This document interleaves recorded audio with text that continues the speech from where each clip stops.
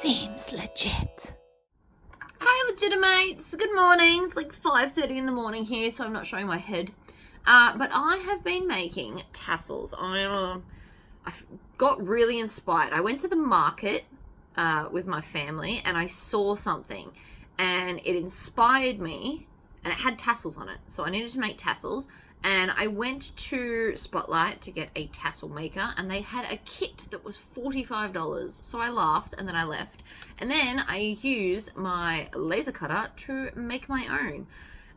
So I'm going to show you how I designed this. Now, I know I say it further in the video, but I'm going to say it now. In a perfect world, this just needs to be up a little bit more, like half an inch, just up a bit, to make it a bit higher. But apart from that, it's really, really cool. I've also got a little slit down the bottom here. You could add two up the top here if you wanted to, and I'll show you why later, because I'll show you how to use these to make the tassels.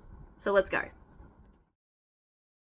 Alright, so we're in Lightburn. Draw a rectangle. I'm going to make mine 100 millimeters tall, which is 4 inches, because that's how big the tassels will be. The width is whatever you want it to be, really. You can just shrink it down a little bit, make it square-ish. And then I'm just going to make it a line to make it easy to see. We're going to draw a second rectangle inside. And then I'm just going to adjust it. I'm going to make it a little bit wider because that's the hole to tie it. So you want that to be easy. Now select the big rectangle first, then the little one. And then click this little cutout button. And you're good to go. So now I'm just going to add that little bit at the bottom. It doesn't have to be in the center or anywhere specific. I'm going to zoom in so I can see it. Select it, and then I want to make it pretty skinny. So we select the big one, then the little one, and then the cutout tool. So you can see here I went Control Z because I want to make it skinnier. It doesn't need to be a big hole, it just needs to be a hole. So big one, little one, cutout tool. And you're good to go.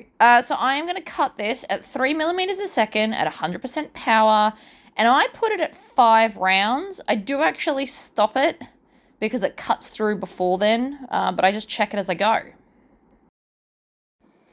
Okay, so this is the Creality Falcon 10 watt laser. I do like my 10 watt lasers. They cut. I mean, I'm sure other ones cut better, but this one cuts just fine. So it has a built-in air assist.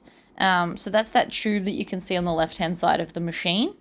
And there's an actual adjustable switch on the actual machine. So you can turn the air assist completely off, all the way up like I've got it now, or just like halfway or whatever. It's got like a little spinny wheel, so you can decide how much air assist you actually require. And it's all just part of the machine, which I think is very, very cool. The red part, the protective screen, is actually magnetized on.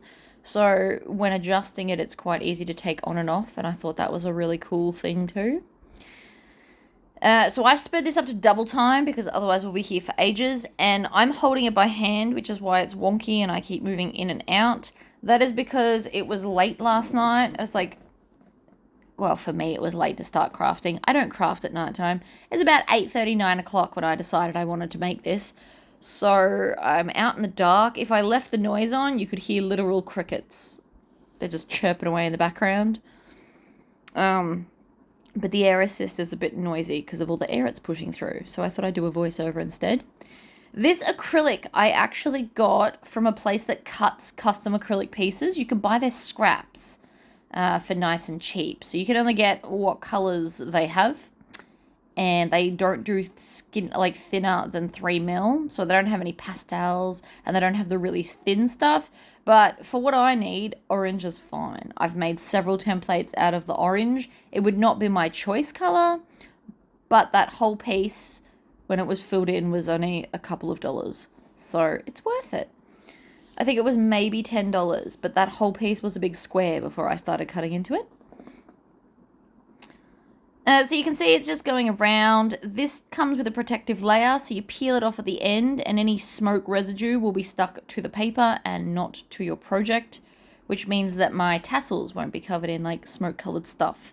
It's also why I chose not to make this out of wood, because then I'd have to sit and sand and get all of the dust and the burnt off it so that it doesn't transfer to my tassels. Especially if I was making white ones, that would be disastrous. So I'm going to cut it off here and then we can continue. Right, so I like to pull the middle of the ball. My mother taught me that. Now, you're going to need 2 extra pieces, at least when you want to cut at the start, but I just cut them both. These are just tie rounds and the top bit to hang it from.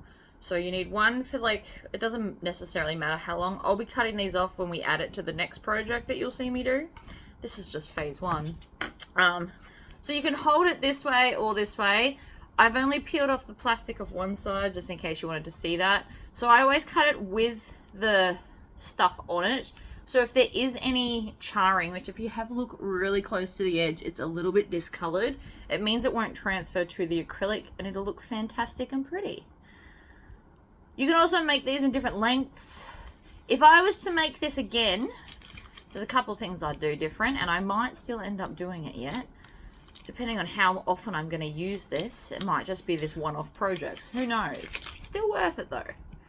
But what I would do is I would move this gap up just a little bit, because at the moment I have to kind of shove it up anyway. And I'd put 2 slits at the side here, and I'll show you why.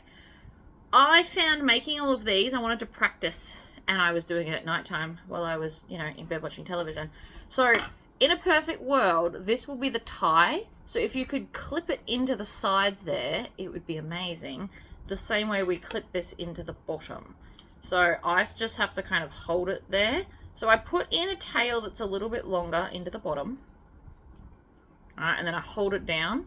And then I'm going to wrap 25 times. 1, 2, 3, 4, 5, 6, 7, 8, 9, 10, 11, 12, 13, 14, 15, 16, 17, 18, 19, 20, 1, 2, 3, 4, 5.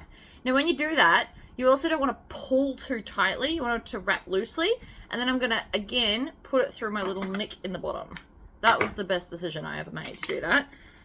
So this is just going to hang up the top like this. And then we're going to take this other piece and we're going to put it through the hole. And we're going to tie it off as tight as we can. So we're going to do a single knot, and then we're going to push these bits through and then flip it over to the other side and then do another knot. Again, making sure that it's really tight, and then I'm going to go back through a 3rd time, and then I'm going to do a double knot on this side. I found that that's enough, but you can keep going.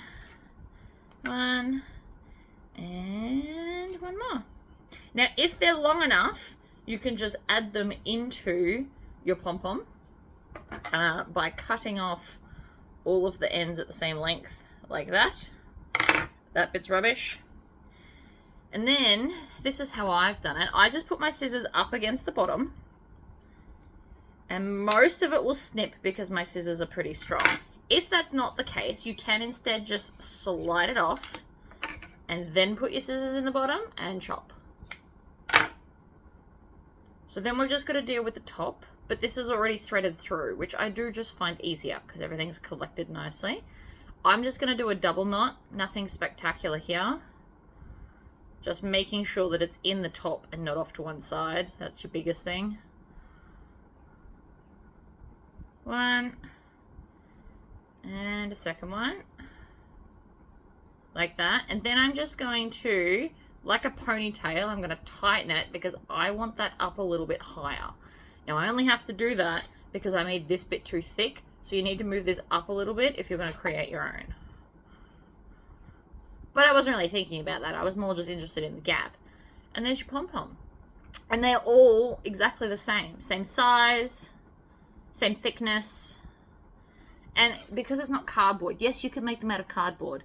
But cardboard eventually bends, and then you have to cut another one. And if you don't cut it exactly the same, then your pom-poms won't be the same.